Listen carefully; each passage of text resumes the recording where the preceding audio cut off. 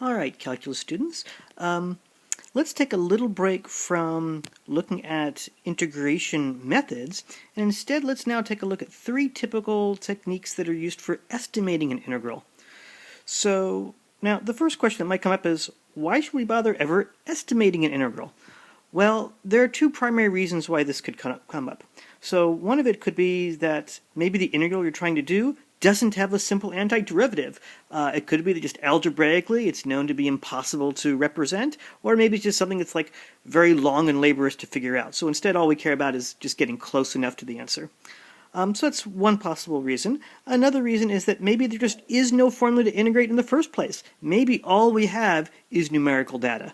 So if that's the case, we'd be forced to use one of these, or maybe not one of these, but some sort of technique. So, all right, well, what are these three techniques? Well, the first is the midpoint rule, which is something we've seen before when we first did Riemann sums, but I'll just kind of recap it here, sort of a precursor to the other methods. So basic idea is it uses rectangles. Second technique is the trapezoidal rule, which, well, no duh, uses trapezoids. And then the third method is known as Simpsons Rule, and it basically uses parabolas. Alright, so let's take a look at that first one, the midpoint rule. So this is best just seen with an example. So let's take a look at y equal x squared, and maybe what we want to do is estimate the integral from 0 to 6, the area underneath the curve of x squared. So now in reality, we would never actually want to estimate this, because this is a simple enough integral that we actually know ahead of time what the answer is.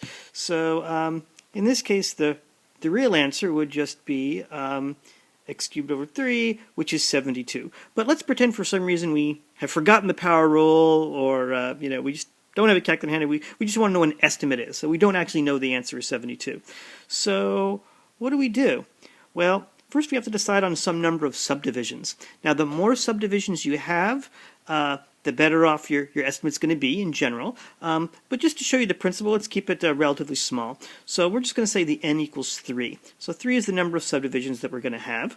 So first thing I'd like to do is calculate the delta x. So remember, delta x is b minus a over n. So in this case, so the a and the b are 0 and 6. So you have 6 minus 0 over 3 is 2. So the delta x is 2. So you could think of the delta x as the width of each interval. So let's go ahead and mark on our intervals here. So these are going to be the three rectangles. Now when you do the midpoint rule, and this is what makes it a little bit different from the standard usual Riemann sum where we either use the left endpoint or the right endpoint, is we choose the middle. So in this case, the middle between 0 and 2 is going to be 1, so we're going to use that y-coordinate to make the height of the rectangle there.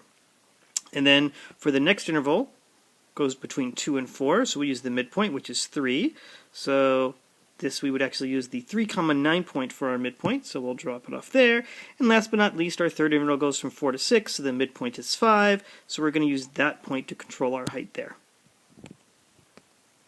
So now we just have to add up the areas of each of these rectangles. So for the first rectangle, the base is 2. In fact, the base will always be 2 for all of them, so it's always just delta x. So, and the area formula for a rectangle is base times height, and in this case the height is just going to be 1. So, now it's 1, technically it's actually 1 squared, right? Because the x value is 1, but it's the y-coordinate that determines the height. So we do 1 squared, which is 1. So that's the area of that rectangle. For the second rectangle, base, which is still 2, times the height, which is going to be 3 squared. So 2 times 3 squared. And then last but not least, the third rectangle is going to be 2 times 5 squared. So, alright, so now we just have to add those up. I get 70, and notice that estimate was fairly close to the actual answer of 72. So even if we didn't know 72, we just kind of go through this process and say, okay, I think that the area underneath the curve from 0 to 6 underneath y equal x squared is 70, and we'd be pretty close. Now, in general, if it's not this particular curve, it actually works for any f of x, this idea, this midpoint rule. So if you ever have the integral from a to b f of x dx, all you do is the same process, delta x, which for this problem was just always 2, times the sum of the f of the midpoints of each interval. So that's the y-coordinate. Alright, well, the midpoint rule was just a little bit of a review because we've seen that before. So let's go on to something that's new. So let's look at the trapezoidal rule. So in this case, let's change the problem a little bit. Let's try to estimate the area underneath the curve between 1 and 5 of the square root of x. So again, this is something normally we could just do and figure out the exact answer. We're just doing the estimate here as a little practice. But let's see what the real answer is going to be. So we can use the fundamental theorem and see that it's going to be 2/3, 5 to the 3/2 take away 1, which according to my calculator is about 6.787. There's a little bit of rounding there. But so that's what the area actually would be.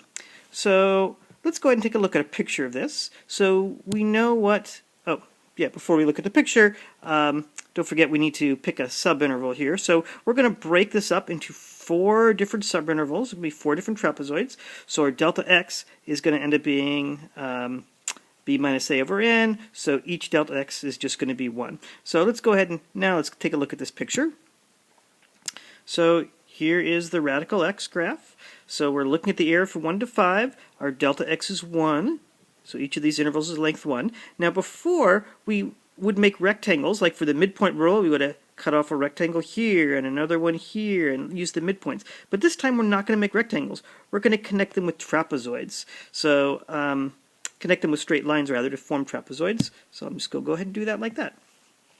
So what we're going to do is we're going to add up the area of each of these 4 trapezoids. Of course, to do that, we're going to have to remember what the formula for the area of a trapezoid is. So the formula for the area of a trapezoid is the average of the bases times the height. Or in other words, you add the 2 bases together and divide by 2. So let's just take a look at our first trapezoid right here. So remember, you sort of have to tilt your head sideways to be able to see this, because usually in geometry the bases aren't vertical. But in this case, these are our 2 bases, because they're parallel. This right here represents the height. So in order to figure out the area of that first trapezoid, it's average of these 2 bases. Well, this length right here is just the y-coordinate of this point. So the y-coordinate, because our graph is square root x, so it's square root 1 plus square root 2 over 2 times 1, because that's how much the height is. So the length of this subinterval, that's always going to be the height. Well, let's go to this next trapezoid. Well, what's it going to be? Well, we just use the same idea. So we average the bases, so add the 2 bases together, square root 2 plus square root 3 over 2 times 1. What about the next one? Same idea, root 3 plus root 4 over 2 times your delta x, which is 1, and then the last one. Now, in reality, when you do this process, you don't actually go through all this. This is just the explanation about why the trapezoidal rule works, because it turns out there's a really nice simplification that people just jump to at the end. So to be able to see this, let's do a little bit of algebra on this. So the first thing to notice is they all have this 1 in common. And in this case, it's a little bit weird that it's 1. Why did I bother to write that? Because normally it's going to be delta x. So, but we can just go ahead and when we add it all up, we're going to factor that out. The other thing they always have in common is this 2. Now this 2 is always going to be there because it comes from the 2 from the formula for the area of a trapezoid. So I'm just going to go ahead and pull out that 2 that's on the bottom. And again, we're adding up all these areas, so we still have to add all this stuff up. So when we add it all up, it's going to be the square root of 1 plus the square root of 2 for that first trapezoid, because remember I already pulled out the 1 and the 2. Plus we have to add the next trapezoid, which is root 2 plus root 3. Then add the next trapezoid, which is root 3 plus root 4. And then the last trapezoid, which is root 4 plus root 5. So, again, this one was the delta x, the length of the height of each of these subintervals. This 2 just came from the formula for the area of a trapezoid, and these are basically the y-coordinates of all these. But notice there's a little simplification we can do, because other than the square root 1 and the square root 5, which happened at the end, all the others got repeated. So like the square root of 2 happened twice. It happened the square root of 2 when it was the right side of this trapezoid, but it also happened the square root of 2 when it was the left side of the second trapezoid. So other than this edge right here and this edge right here, which don't attach to a second one, everything else gets doubled, because you can look, square root 2 plus square root 2, and then square root 3 plus square root 3, and then square root 4 plus square root 4. So let's go ahead and just simplify that by just making it 2 root 2 plus 2 root 3 plus 2 root 4 plus 2 root 5, like that. So it turns out you go to a calculator, and it turns out that's 6.764. And notice when we did this calculation, we never actually used any calculus. There was no integration. It was just, you know, adding up the first and last y coordinates and doubling the sum of all the middle y coordinates, and then multiplying by delta x over 2. And we got this number, which is it's not exactly what the real area should be, because the real area should be 6.787. This is 6.764. Not quite the same, but it's pretty close. So it turns out, rather than going through all this stuff that we just did here and doing all this algebra, usually what people remember is the coefficients, the pattern of the coefficients of the y's. So if you can see from this example how the pattern is going to work, it's always going to look like this. If you want to do the integral from a to b of f of x dx, is you start with your delta x, which in our problem was 1, divide it by 2, which is always going to happen because of this 2 in the formula for the area of a trapezoid. And then you've got your first y coordinate, your last y coordinate, and then in between, you just take all your y coordinates, add them up, but with a 2 in front, just like we saw here. So that's it. That's what we mean when we say, hey, let's apply the trapezoidal rule. We mean estimate the area under curve using this pattern, using this formula. So you don't actually have to go through all this stuff. You can just go right to this. But this is the explanation of where it comes from. What it comes from is, and this is why they call it the trapezoidal rule, you're just adding up the areas of all these trapezoids. Alrighty, so I saved the best for last, and that one is called Simpsons Rule. And Simpsons Rule is basically based on using parabolas. And before I go into the explanation of what's going on, I think it might be best to actually just see the formula first, so you can see what the pattern is. And just like the trapezoidal rule, it's usually best to look at it by looking at the pattern of the coefficients that go in front of the y coordinates. So here it comes. So it says if you want to get an estimate of the integral from a to b of f of x dx, here's what you do. So you take your delta x, where again your delta x is going to be determined by how many parabolas you're going to have as your estimates, how many subintervals. You divide it by 3, and here's what's going to get multiplied by all that. So you have your first y coordinate and your last y coordinate, and those are going to be normal. But then you've got all these other y coordinates that are in the middle, but they're going to have coefficients in front of them. And it turns out the pattern of the coefficients alternates 4, 2, and then 4, 2. And you keep on going 4, 2, 4, 2, 4, 2, but when you get to the end, the very last one is actually a 4. And students always forget that. They want to keep going 4, 2, 4, 2, 4, 2, 4, 2, and then with a 4, 2, and then do the last y coordinate. But it turns out that's not how it works. It actually goes 4, 2, 4, 2, 4, 2, 4, and then the last y coordinate. And I'll explain where these 4s and 2s come from and why you don't get that final 2 in a moment. But first, let's kind of look at a picture. So for now, I'm going to look at a simplified version where one of the points just happens to be 0. And then we've moved over delta x this way and delta x this way. Now you might say, but wait, what if we're not at 0? What if we're at some other crazy number? Well, it's going to turn out, and you're going to see in a minute, that the actual x values don't matter. It turns out all that's really going to matter is the y coordinates. But for now, let's just put this sort of centered at 0, because it'll make the algebra come out a lot nicer. So the idea is you've got some crazy curve here, and it's probably not a parabola. It's like something weird. It could be like some sine or log thing, who knows what. But we're going to approximate it with a parabola going through 3 points right here. So the parabola is not going to fit perfectly. The idea is that, well, it's going to be better than a straight line, right? So like the midpoint rule, we used a horizontal line as an estimate for this kind of curvy segment. So not so good, right? So then we used a straight diagonal line with the trapezoidal rule. Better, but still not perfect. This time we're going to use the simplest curvy line we can, which is a parabola. So again, it's not going to perfectly mesh with the purple line, but it'll come close. We want the best parabola, well, not the best parabola, the parabola that goes through these 3 points. Now don't forget what the equation of a parabola is. It's just a quadratic. So y is equal to ax squared plus bx plus c. Now you might think that we're actually going to solve for the a, b, and c here and get this specific thing, but I'm not going to bother to do that. I'm going to end up expressing this just in terms of y0, y1, and y2. So I'm actually going to need a little bit more room, so let me shrink this up to the side. Okay, so I just kind of put this off to the side here for a minute so we can look at the picture as we calculate out what the area underneath the parabola is going to be. So remember, the area underneath this parabola isn't exactly the true area under the segment of the curve, but it'll be a good estimate. So, well, if we want to know the area under our parabola, so that would just be the integral from negative delta x to positive delta x of ax squared plus bx plus c dx.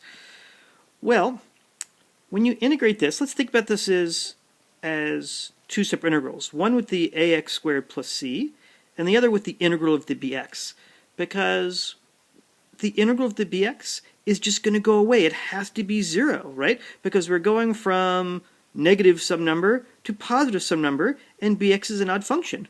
So if you ever integrate an odd function from negative a number to the positive of the same number, it's just going to go away. So we can simplify a little bit by just kind of getting rid of that b. I mean, we could have kept the b in the whole time, but it just would have canceled.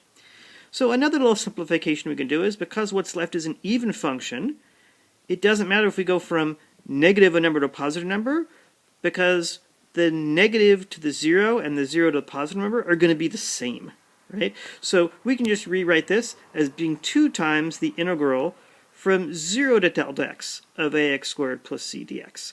So just trying to simplify things a little bit as we go to make the math a little bit easier. Again, we would get the same answer even if I didn't do this simplification, but it'll just make the algebra go quicker.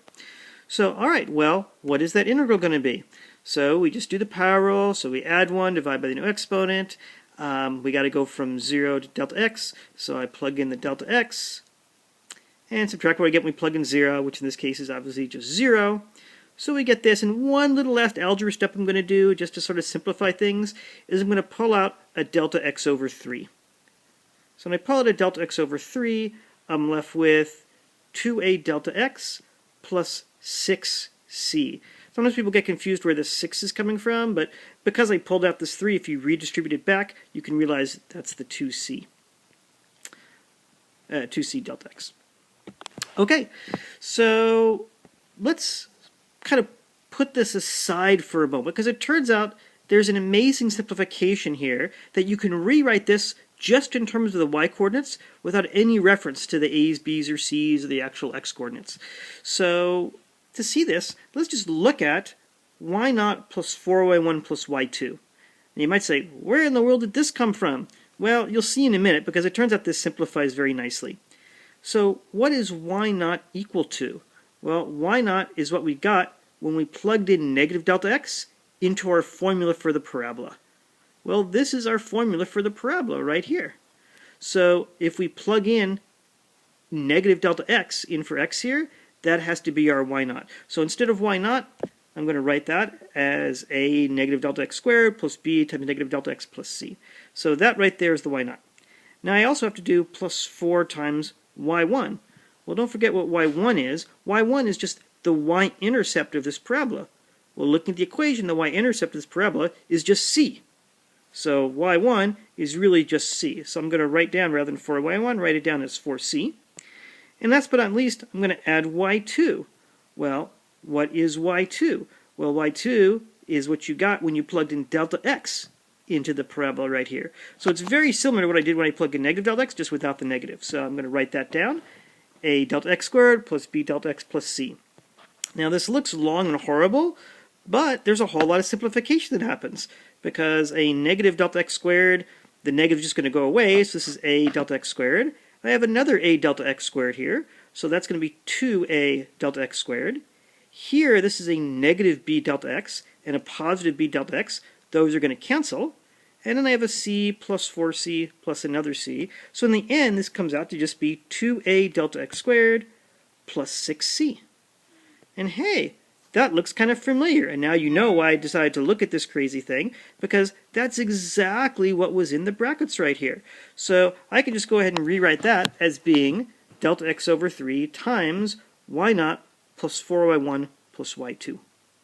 So just to kind of recap what this is saying, it says that if you have 3 points and you want to know what the area of underneath the parabola that contains those 3 points, all you have to do is do delta x over 3, where delta x was the spacing here of these subintervals, times the first y-coordinate, 4 times the middle y-coordinate, and then add on the last y coordinate. And that would give you the area underneath the parabola of those 3 points. Alright, well now that we have this set up, I think we're ready to see where that whole mysterious 4, 2, 4, 2, 4, 2, 4 thing comes from. So let's go ahead and take a look at some general, crazy f of x function here. So we broke it up into some number of subintervals. And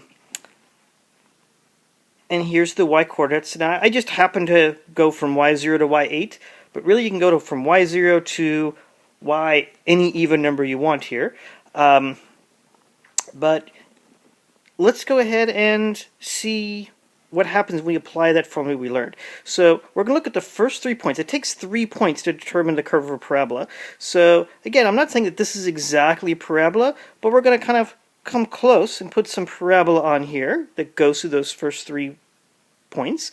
And according to what we just learned on the previous page, the area underneath this parabola, which will come close to matching the area under this curve, is delta x over 3, y naught plus 4y1 plus y2. Well, that's just this first section. Let's look at the next parabola. So again, I have to look at the next 3 points right here. Let's put that on. So here's this next parabola going through y2, y3, and y4. So it's delta x over 3 times y2 plus 4y3 plus y4. Then we look at this next section over here, the next 3 points. We do that parabola. So delta x over 3 times y4 plus 4y5 plus y6. And then you just keep on going this process with the 1, 4, 1 pattern with a delta x over 3 in front. So then, just for this last parabola, delta x over 3, y6 plus 4y7, I forgot to write the 4 there, sorry, plus y8. So, alright. Now we have to add together all these areas underneath the parabolas. So what are we going to get when we can do this? Well, the first thing to notice is they all have a delta x over 3 in common, so we can just factor that out. And now we just add these up. So we've got y naught plus 4y1 plus, well, it was a y2 here, but then we've got another y2 that starts this one, because they both had that y2 in common. So that's that link, just like it was to the trapezoidal rule. So you have y2 plus y2, so it's actually 2y2. All right, that was combining those two. Now we've got the 4y3. So we put the 4y3 on. Now what about the y4? Well, there's a y4 here and another y4 there. So when you add those up, 2y4. But then you also get the middle term here, 4y5. And then you get the y6's link up. So you get 2y6. And you've got a 4 that I forgot to write there for the y7. So you get 4y7, and then that's it. There's no more parabola, so we just get that last endpoint that didn't match with anything. So that's the y8. And so you can see that pattern, right? So it's a coefficient of 1 for the first y-coordinate, a coefficient of 1 for the last y-coordinate, and then it's just going to keep on alternating based on the number of subintervals you have, 4, 2, 4, 2, 4, 2, 4, 2, but then the last one is going to be a 4. So that's it. If you can just remember that pattern, then you've got down Simpsons Rule.